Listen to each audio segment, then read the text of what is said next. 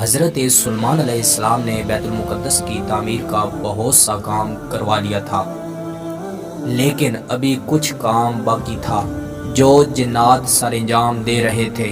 آپ علیہ السلام نے دعا کی، یا اللہ میری موت کو جنات سے 1 سال تک مخفی رکھنا، تاکہ انسان جان لیں کہ جنات غیب نہیں رکھتے۔ اور اس کی ایک وجہ یہ بھی تھی کہ اگر اس بات کا جنات کو علم ہو جاتا تو وہ کام ادھورا چھوڑ کر چلے جاتے۔ چنانچہ جب آپ کی موت کا وقت آیا تو آپ علیہ السلام عبادت کے لیے محراب میں تشریف لائے، اور یہ شیشے کی بنی ہوئی تھی جس سے باہر سب چیزیں نظر آتی تھی۔ آپ علیہ السلام عصا کا سہارا لے کر کھڑے ہو گئے۔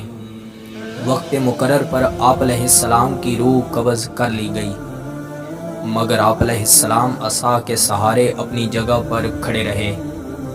جنات یہی سمجھ رہے تھے کہ وہ عبادت الہی میں مصروف ہیں، اس لیے وہ اپنے کام میں مصروف رہے، یہاں تک کہ 1 سال گزر گیا اور بیت المقدس مکمل ہوا۔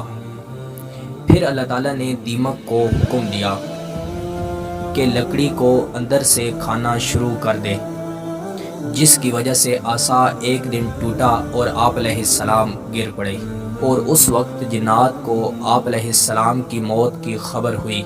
روایات کے مطابق آپ علیہ السلام کی عمر 53 برس تھی، اور آپ علیہ السلام کی سلطنت 40 سال تک رہی۔